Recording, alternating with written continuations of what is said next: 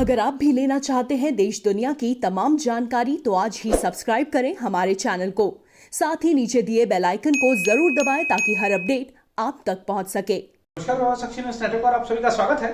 प्रधानमंत्री नरेंद्र मोदी की अध्यक्षता में आज हुई एक महत्वपूर्ण बैठक में फैसला किया गया कि कोरोना महामारी की स्थिति को देखते हुए सीबीएसई की 12वीं कक्षा की बोर्ड परीक्षाएं रद्द कर दी जाएंगी और सीबीएसई ने जो बयान जारी किया है उसके मुताबिक तय समय में जो कुछ मानक हैं वो तय किए जाएंगे, उसके आधार पर नतीजे घोषित होंगे। जो छात्र इन नतीजों से खुश नहीं होंगे और परीक्षा देना चाहते हैं तो जब हालात ठीक होंगे तो परीक्षा दे सकते हैं। जहां तक प्रधानमंत्री कार्यालय के बयान की बात है तो उसमें कहा गया है कि प्रधानमंत्री नरेंद्र मोदी ने छात्रों के स्वास्थ्य की सुरक्षा को सर्वोच्च प्राथमिकता दी है और छात्रों, अभिभावकों और जो शिक्षक हैं उनके मन में जो उथल पुथल चल रही थी, अब तक जो परीक्षा को लेकर चिंता थी, उसको समाप्त करने का निर्णय लिया है। इस फैसले से, जी हां, मोदी सरकार के इस फैसले से देश भर के लगभग 1.5 करोड़ छात्रों को राहत मिली है, क्योंकि 12वीं की उनकी जो परीक्षा है वो उसका समय नहीं तय हो पा रहा था। 10वीं की जो परीक्षाएं हैं हाल ही में रद्द की गई थी अप्रैल महीने में, लेकिन 12वीं को लेकर अनिश्चितता बनी हुई थी। छात्रों को यह भी लग रहा था कि कब तक हम 12वीं में पढ़े रहेंगे, आगामी हमारा भविष्य क्या होगा। और आज सरकार ने जो फैसला लिया है उसके बाद सब जगह खुशी का माहौल देखने को मिल रहा है।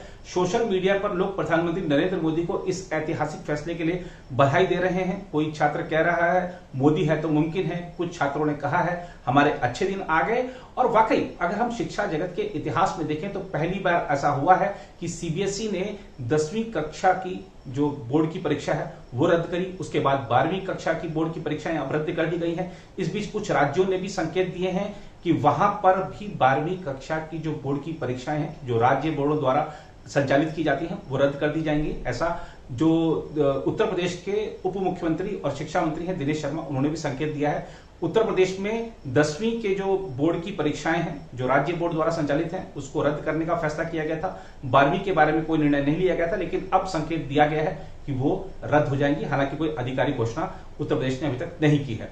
आज की इस रिपोर्ट में इस फैसले पर जो सरकार ने लिया है इस पर आपको विस्तार से जानकारी देंगे। साथ ही बात करेंगे केंद्र सरकार के एक और बड़े ऐलान की। केंद्र सरकार ने कहा है कि जुलाई या अगस्त तक हम इस स्थिति में होंगे कि रोजाना 1 करोड़ कोरोना वैक्सीन की खुराकें दी जा सकेंगी। क्या कहा है सरकार ने और भी बहुत कुछ ये भी आपको बताएंगे। साथ ही बात करेंगे अगले साल होने वाले 5 राज्यों के विधानसभा चुनाव की। मुख्य निर्वाचन आयुक्त ने एक साक्षात्कार में कहा है कि हमें उम्मीद है कि हम उस स्थिति में होंगे कि समय पर चुनाव करा सकें। क्या कहा है निर्वाचन आयुक्त ने, आपको विस्तार से जानकारी देंगे। लेकिन सबसे पहले बात करते हैं प्रधानमंत्री नरेंद्र मोदी के ऐतिहासिक फैसले की। कोरोना महामारी की दूसरी लहर के मद्देनजर केंद्र सरकार ने मंगलवार को केंद्रीय माध्यमिक शिक्षा बोर्ड यानी सीबीएसई की 12वीं कक्षा की बोर्ड परीक्षा रद्द करने का निर्णय लिया। यह फैसला प्रधानमंत्री नरेंद्र मोदी की अध्यक्षता में हुई एक महत्वपूर्ण बैठक के बाद लिया गया। प्रधानमंत्री ने कहा कि यह फैसला छात्रों के हितों को ध्यान में रखकर लिया गया है। प्रधानमंत्री कार्यालय की ओर से जारी एक बयान के मुताबिक प्रधानमंत्री मोदी ने कहा, छात्रों का स्वास्थ्य और उनकी सुरक्षा सबसे महत्वपूर्ण है और इससे किसी प्रकार का समझौता नहीं किया जा सकता है। उन्होंने कहा कि परीक्षा को लेकर छात्रों, अभिभावकों और शिक्षकों के मन की उथल पुथल को समाप्त किया जाना चाहिए। प्रधानमंत्री ने कहा कि ऐसे तनाव भरे माहौल में छात्रों को परीक्षा में शामिल होने को लेकर दबाव नहीं डाला जाना चाहिए। इस बैठक में केंद्रीय गृह मंत्री अमित शाह, रक्षा मंत्री राजनाथ सिंह, वित्त मंत्री निर्मला सीतारमण, सूचना और प्रसारण मंत्री प्रकाश जावड़ेकर, पेट्रोलियम मंत्री धर्मेंद्र प्रधान, महिला और बाल विकास मंत्री स्मृति ईरानी, प्रधानमंत्री के प्रमुख सचिव, कैबिनेट सचिव और शिक्षा मंत्रालय के कई वरिष्ठ अधिकारी मौजूद थे। यह बैठक ऐसे समय में हुई जब कोविड पश्चात जटिलताओं के कारण केंद्रीय शिक्षा मंत्री रमेश पोखरियाल निशंक को मंगलवार सुबह एम्स में भर्ती कराया गया। इससे पहले प्रधानमंत्री की अध्यक्षता में हुई एक बैठक के बाद सीबीएसई ने कोरोना वायरस महामारी फैलने के कारण 14 अप्रैल को 10वीं कक्षा की बोर्ड परीक्षा रद्द करने और 12वीं कक्षा की बोर्ड परीक्षा स्थगित करने का फैसला किया था। शिक्षा मंत्रालय ने इसके अलावा हाल ही में रक्षा मंत्री राजनाथ सिंह की अध्यक्षता में हुई उच्च स्तरीय बैठक में राज्यों और विभिन्न पक्षकारों के साथ व्यापक विचार विमर्श किया था। इस बैठक में केंद्रीय मंत्री रमेश पोखरियाल निशंक, प्रकाश जावड़ेकर, स्मृति ईरानी आदि ने हिस्सा लिया था। केंद्रीय शिक्षा मंत्रालय ने विभिन्न राज्यों और अन्य पक्षकारों से परीक्षा को लेकर सुझाव मांगे थे। इस बीच खबर है कि CISCE ने भी कोविड-19 हालात के मद्देनजर 12वीं कक्षा की बोर्ड परीक्षाएं रद्द कर दी हैं। बोर्ड के सचिव गैरी अराथून ने यह जानकारी दी है। इस बीच केंद्र सरकार ने मंगलवार को कहा कि जुलाई या अगस्त की शुरुआत तक कोविड-19 के पर्याप्त टीके उपलब्ध होंगे, जिससे प्रतिदिन 1 करोड़ लोगों को टीका लगाया जा सकेगा। केंद्र सरकार ने यह भी कहा कि अगली जानकारी दिए जाने तक एक ही व्यक्ति को अलग अलग कंपनी के टीके लगाने का प्रोटोकॉल नहीं है और कोविशील्ड या कोवैक्सीन की 2 खुराक लगाए जाने की समय सीमा में कोई बदलाव नहीं किया गया है। जिलों में पाबंदियों में ढील दिए जाने के बारे में केंद्र सरकार ने कहा है कि ऐसे जिलों में 1 हफ्ते तक संक्रमण दर 5% से कम होनी चाहिए, 70% से अधिक पात्र आबादी का टीकाकरण हो जाना चाहिए और कोविड-19 के उपयुक्त व्यवहार करने के लिए सामुदायिक स्तर पर जागरूकता होनी चाहिए। सरकार ने कहा कि पिछले हफ्ते 344 जिलों में संक्रमण दर 5% से कम रही है और 30 राज्यों में कोरोना वायरस के उपचाराधीन मरीजों की संख्या में कमी आई है। उधर मुख्य निर्वाचन आयुक्त सुशील चंद्रा ने कहा है कि निर्वाचन आयोग को उत्तर प्रदेश तथा पंजाब समेत 5 राज्यों के विधानसभा चुनाव अगले साल समय पर करा पाने का भरोसा है और आयोग को कोरोना वायरस महामारी के बीच बिहार, पश्चिम बंगाल तथा 4 अन्य राज्यों के विधानसभा चुनाव से काफी अनुभव मिले हैं। गोवा, मणिपुर, पंजाब और उत्तराखंड विधानसभाओं का कार्यकाल मार्च 2022 में समाप्त होगा। वहीं उत्तर प्रदेश विधानसभा का कार्यकाल अगले साल मई तक चलेगा। चंद्रा ने एक साक्षात्कार में कहा, निर्वाचन आयोग की यह सर्वप्रथम जिम्मेदारी है कि विधानसभाओं का कार्यकाल समाप्त होने से पहले हम चुनाव कराएं और विजयी उम्मीदवारों की सूची राज्यपाल को सौंप दें। उनसे प्रश्न किया गया था कि क्या आयोग कोविड-19 के हालात में 5 राज्यों में विधानसभा चुनाव समय पर करा पाएगा, जबकि उसने हाल ही में महामारी की दूसरी लहर के कारण लोकसभा और विधानसभा के उपचुनावों को टाल दिया।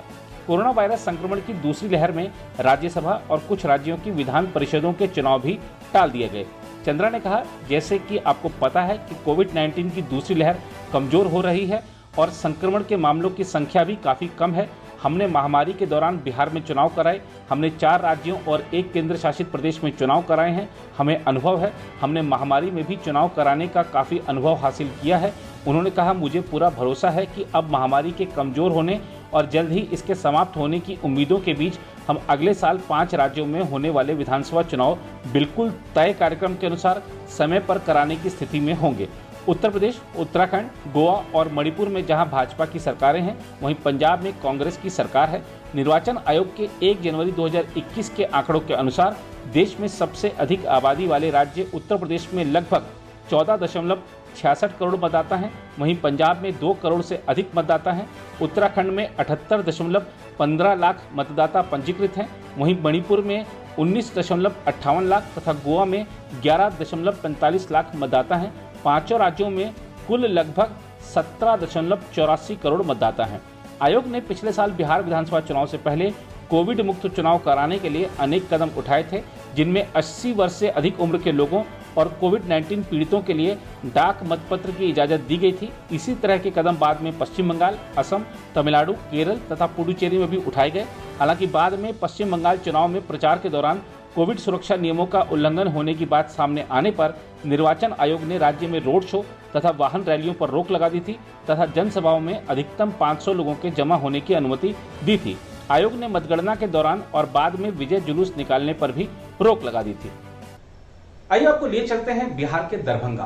पिछले लॉकडाउन में गुरुग्राम से दरभंगा तक साइकिल पे अपने पिता को लेकर जाने वाली लड़की ज्योति पूरी दुनिया में चर्चित हो गई थी और दुनिया का हर व्यक्ति सोशल मीडिया के माध्यम से उनको जानने लग गया था, क्योंकि लगभग 1200 किलोमीटर का सफर उन्होंने साइकिल से तय किया था और जो उन्होंने जज्बा दिखाया था अपने पिता के प्रति वो एक मिसाल बन गया था।